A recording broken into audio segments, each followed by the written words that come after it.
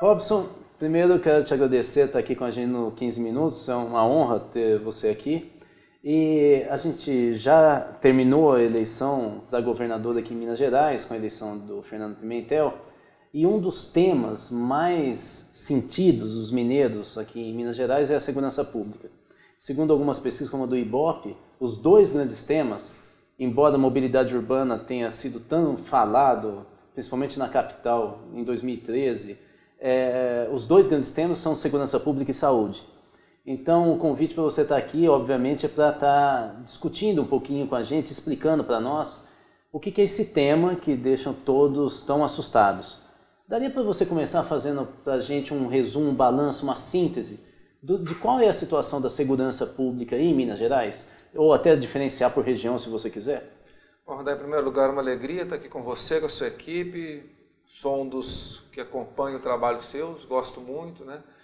E realmente o que acontece é o seguinte, até mais ou menos a metade da década de 1990, não somente Minas Gerais, como Belo Horizonte, a região metropolitana, sob o ponto de vista de indicadores de criminalidade, eram regiões, cidades muito tranquilas e pacatas. Se você pegar os dados até 1995, 1998, aqui em Belo Horizonte você tinha, por exemplo, uma média de 350 homicídios por ano, que são taxas muito pequenas. A partir de 95, 97, por aí, houve um aumento cada vez mais gradual, né, de crimes violentos, e principalmente os homicídios. Esse fenômeno começa por Belo Horizonte, região metropolitana, cidades como Betim, Ribeirão das Neves, Santa Luzia, Contagem. Há um incremento desses crimes, muitos deles com envolvimento cada vez maior de adolescentes, por causa do fenômeno do tráfico de drogas. E houve uma série de tentativas de reverter isso, tentativas, a maioria delas, voltadas para aquela velha receita, aumento de policiamento, extensão do sistema prisional, aumento de medidas socioeducativas de privação de liberdade, que são às vezes necessárias, mas não suficientes para resolver o problema, que é muito mais complexo, né?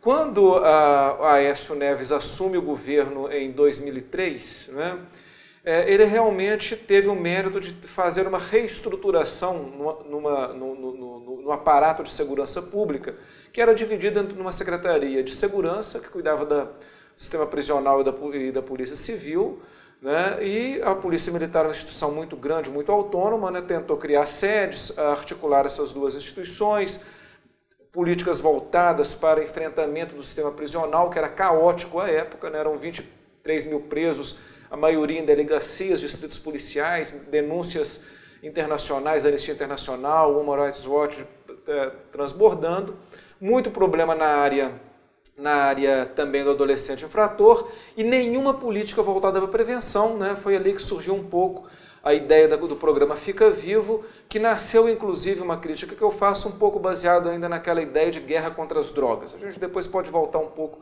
nisso daí. Bom, então houve, na verdade, uma tentativa de reorganização do Estado para responder a um fenômeno de criminalidade, de crimes violentos, que naquele momento ainda, no início da década de 2000, estava muito centralizado em Belo Horizonte, na região metropolitana, né? Realmente, a partir de medidas bastante interessantes de integração da gestão policial, programas de prevenção, um novo remodelamento nas agências encarregadas da segurança, houve alguns resultados a partir de 2005, bastante interessantes, em termos de diminuição dos índices de criminalidade violenta. Mas o que acontece é que medidas, quando elas são, digamos assim, as políticas, quando elas vão muito incrementais e não tratam de atacar problemas estruturais, elas tendem com o tempo a ir esvaindo e diminuindo a intensidade. Foi o que aconteceu já no final do segundo governo Aécio Neves e principalmente no governo Anastasia. O que aconteceu, por mais paradoxal que possa parecer, o melhor secretário de Defesa Social, que organizou a secretaria, o modus operandi, a integração, deu, na verdade, uma consistência burocrática à segurança pública, foi o Anastasia, e quando o governador, ele foi o pior governador para essa área dos últimos tempos. Por quê? Porque ele teve que ceder a secretaria a um grupo político que não estava nem um pouquinho preocupado com segurança pública, tinha outras preocupações. Então são essas questões da política, né? Como secretário, né, ele, o homem forte de Aécio Neves, foi secretário de Defesa Social por um grande período, organizou, né, e fez com que o Estado mantivesse durante algum tempo indicadores razoáveis de criminalidade.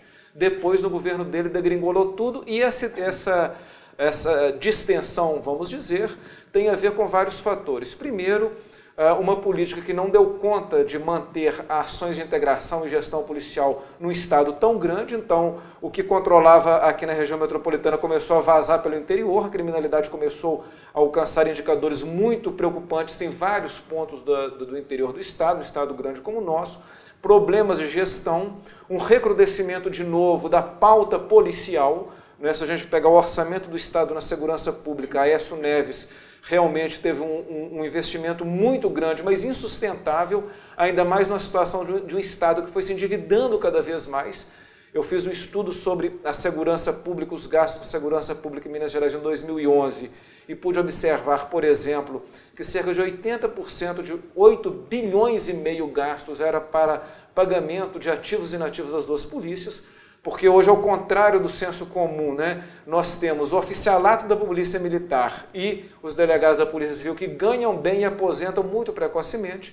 Tenho colegas meus, né, que são aposentados com 45 anos e ganhando bons salários oficiais, né. Quem ganha os salários ruins são cabos, soldados, o pessoal lá da base, né. Inclusive um grupo que está cada vez mais articulado politicamente, né, eu tenho acompanhado isso através de discussões no Fórum Brasileiro de Segurança Pública, do qual eu faço parte.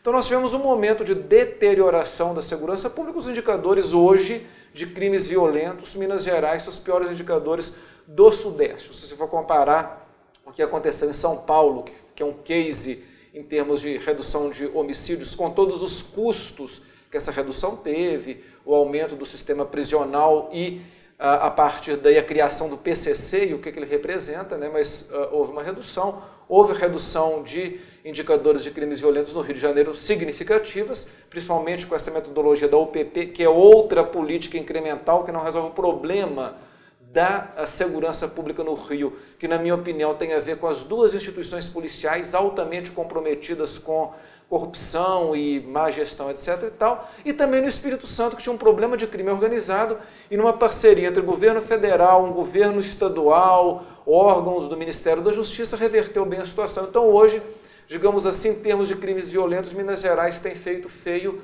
em termos de indicadores da região sudeste. Eu queria fazer um destaque aqui do que você disse. Você começou citando a questão do tráfico, que seria talvez uma base de estímulo para esse aumento de violência. E você também citou no final, obviamente que São Paulo, o PCC. Há toda uma fala hoje disseminada de que o PCC entrou em Minas. E eu queria fazer a ligação da rota do crime organizado com o comércio de drogas e o aumento da violência. É possível montar um mapa, talvez a Zona da Mata, com a proximidade do Rio de Janeiro, dessa onda de violência nesse último período que você fala, articulando talvez com o PCC que vem de São Paulo? Como é que eu posso montar um mapa utilizando tráfico de drogas e essa fala, se é real ou não, da entrada do PCC em Minas Gerais? Bom, então drogas é um problema fundamentalmente econômico e enquanto ele não for enfrentado dessa forma, não há como resolver. Os Estados Unidos, depois de 20, 30 anos de guerra às drogas, né, chegaram à conclusão que não adianta essa política belicosa de enfrentamento simplesmente do consumo, sem pensar na fabricação, distribuição e das relações desses grupos poderosos que produzem e distribuem a droga com outros setores da sociedade, das empresas, do mundo da política, por isso que nós chamamos de crime organizado. Quer dizer, o crime que se organiza inclusive com a complacência de operadores do Estado, né? Juízes, promotores, políticos de todas as fases. E o que aconteceu, né, em São Paulo foi isso, quer dizer, o PCC, né, tem uma colega minha do Fórum Brasileiro, a Camila Nunes, que fez a tese dela, que ganhou inclusive o prêmio, né, com a melhor tese do ano passado, de 2012, melhor dizendo, que ela consegue comprovar claramente que o PCC ele surge com um sistema prisional hiperlotado em São Paulo, né, hoje São Paulo deve ter alguma coisa em torno de 240, 250 mil presos, né, com condições carcerárias das mais precárias, né, porque no Brasil ainda prender significa conter as pessoas, simplesmente nada mais do que isso, né, e que ali você tem uma revolução dentro desse sistema, que é os presos exigindo que sejam tratados com o mínimo de dignidade possível, né? Eu participei, há 2 anos atrás, de uma palestra com um promotor do GAECO, que é o Grupo Especializado em Combate ao Crime Organizado do Ministério Público de São Paulo, que, diga-se de passagem, depois dessa palestra foi afastado do GAECO, porque ele revelou àquela época que o PCC já estava presente, eles tinham monitoramento nos 27 estados brasileiros e em 2 países. Um era Bolívia, outro eu não me lembro qual era, me parece que é Uruguai. E ele já dava conta de que é uma organização transnacional. Então, inclusive em Minas Gerais, ele apontou quais que são os presídios que tinham membros do PCC.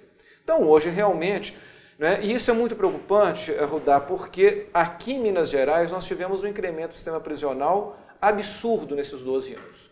Né? Nós saímos de 23 mil presos para alguma coisa, hoje quase em torno de 70 mil.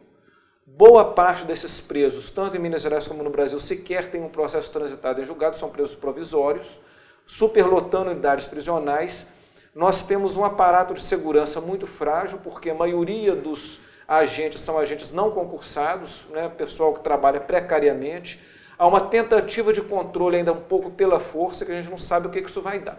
Então, isso é um dos problemas que está aí colocado. Quer dizer, se até agora foi possível segurar a impossibilidade de rebeliões, tiveram poucas pequenas rebeliões pouco noticiadas, até por causa da situação da mídia aqui no Estado. Eu acho que esse é um problema gravíssimo que se apresenta agora. É um sistema que ele não tem como se expandir, né? Pimentel fala em criar mais 18 mil vagas, eu não sei como, não sei com qual dinheiro, né? E ele está quase que na beira do caos em termos de administração. Mas certamente existe hoje uma relação muito estreita entre drogas, não essa droga miúda que está aí nos morros, né? Essas pequenas gangues que disputam espaços e territórios e acabam matando e morrendo, geram muito homicídio, mas isso aí é café pequeno. A grande questão é o consumo, a distribuição, a produção associada com outras modalidades de crimes, e é claro, Minas Gerais tem um papel fundamental nessa história. Por quê? Porque é uma rota de distribuição, pelas suas BRs, pelos seus aeroportos, inclusive os aeroportos não homologados. Desculpe, é que essa questão dos aeroportos é importante. Nós temos, se não me engano, esse é o estado que tem o maior número de aeroportos privados e municipais do país, quase 100 aeroportos. Eles formam uma malha mesmo, há informação mais concreta, uma malha de distribuição, é um ponto é uma rota, portanto, esses aeroportos ou não homologados, ou aeroportos menores que nós temos aqui em Minas Gerais, forma uma rota mesmo do tráfico ou não? Não, quer dizer, a gente não tem informação concreta, pesquisa sobre isso, mas há notícias pontuais da utilização, inclusive em conexão com as rodovias e a malha de distribuição rodoviária, né? Então, certamente nós temos um problema no Estado que ele, inclusive, independe somente da ação das polícias locais, né? Aliás, o problema de drogas no Brasil, ele é um problema que, em certa medida, há um reclamo sobre isso, ele tem a ver com fronteiras, mas tem a ver muito mais com a rede de distribuição doméstica. Tá? Porque o pessoal acha que o problema é só entrar. Não, o problema não é só entrar, o problema é entrar e distribuir com tanta eficiência como acontece no Brasil. Então, Robson, para terminar aqui, nós vamos ter que voltar várias vezes a esse tema tão importante aqui para mim e para o país. Eu queria que você tentasse pontuar um pouco para a gente o que seria possível fazer. Não estou dizendo até aquilo que é esperado, vamos dizer assim, desejado, mas num processo de transição, frente a essa escalada que você disse, o que seria possível fazer dentro de uma transição com um novo governo? Quais seriam os passos que você acredita que seriam essenciais para uma mudança nessa trajetória que você está colocando, que é muito preocupante? E nessa tua resposta eu queria, se fosse possível encaixar, essa proposta de junho e de um dos candidatos a governador de se desmilitarizar a PM, a Polícia de Segurança Estadual, no caso aqui em Minas Gerais. Você poderia dar uma pincelada nisso para a gente? Eu começo com isso. Tem toda uma discussão hoje nacional sobre a questão do modelo de segurança que nós temos, e esse modelo dual de polícia ele é totalmente ineficiente. São duas instituições totalmente assimétricas, portanto é difícil você trabalhar qualquer possibilidade de um trabalho partilhado, de culturas policiais muito distintas, né, que estão muito mais propensas para conflitos internos institucionais do que, de fato, para resolver o problema da segurança pública. Então, o modelo hoje no Brasil é um modelo que os bons policiais, os policiais de vanguarda, reconhecem que ele não funciona. É um modelo herdado de uma tradição, inclusive antidemocrática, que precisa passar por uma transformação. Digamos assim, o último patinho feio ainda que nós temos da democracia recente era da segurança pública.